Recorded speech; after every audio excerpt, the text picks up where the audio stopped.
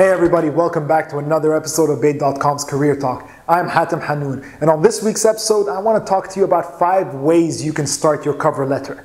Now, I know in previous episodes, I've spoken to you about cover letters and not to expect your recruiter to see or read the cover letter. But hear me out. Now, if the recruiter asks for the cover letter, by all means, you should write one. You should write a tailored one. We don't want to write these generic, template-driven cover letters that you just give to everyone out. Right? We want to write it in a way that appeals to the recruiter. And if the recruiter does read your cover letter, then we want to guarantee that you've maximized your chances of getting that phone call and that interview. So here we go, 5 ways to start your cover letter. Number 1, add a quote. And no, I'm not asking you to dig through the archives and find your favorite Einstein quote or whoever you aspire to.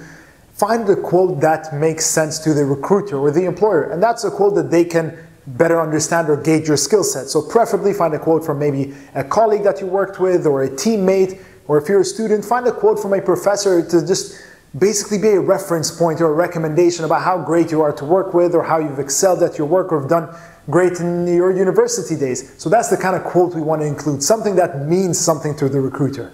Number 2, entice the reader with your job title and your achievements. Start with your greatest achievements and what you've done in your previous or your current job. For example, as a communications manager, I manage the marketing and PR for an organization of over 300 employees. Buff yourself up, but within reason. You don't want to exaggerate too much. And at the same time, make sure you don't accidentally degrade your current or previous employer. Now, if you're a student, your degree will be your strongest selling point. So talk about your degree and how it helped prepare you for the position you're applying to and what you've learned throughout.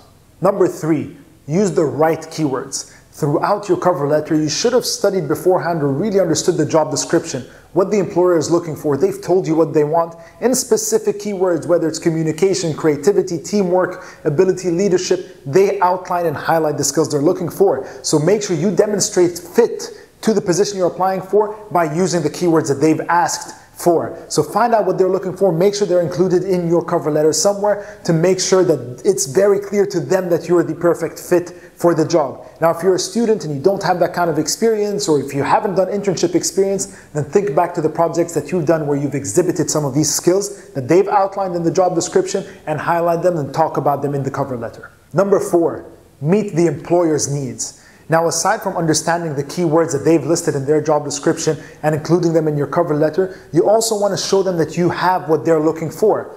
Now, here's what I mean. So if they've said in their job description, we're looking for someone with excellent leadership skills. Now, it's one thing to say that you're a great leader in your cover letter, but it's another thing to sort of prove it using real-life scenarios where you have been recognized for your leadership skills. Now, that's whether it's leadership or creativity or anything else that they've outlined that they're looking for, a need that they have. What have you done that meets their needs? And that's what you want to focus on your cover letter. You don't want to just be making claims.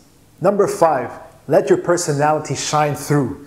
Now, compared to a CV, which has a very rigid structure and form, the cover letter is your opportunity to speak to the employer. So let your personality come through the same way you would be if you're speaking to them. This is your opportunity to speak directly to the employer. So it's okay to be a bit more relaxed in your phrasing and how you talk about your accomplishments and achievements and how you can meet the needs of the employer.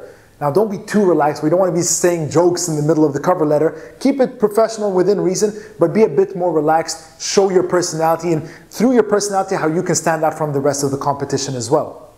That's all I have for you guys today. I hope you've enjoyed this episode. I hope you found some value in it. As always, we have weekly episodes on Bayt.com's Career Talk. Subscribe to our channel here right on YouTube for weekly episodes. On Facebook, subscribe to us there, and on Instagram for the latest updates. And I'll see you next week.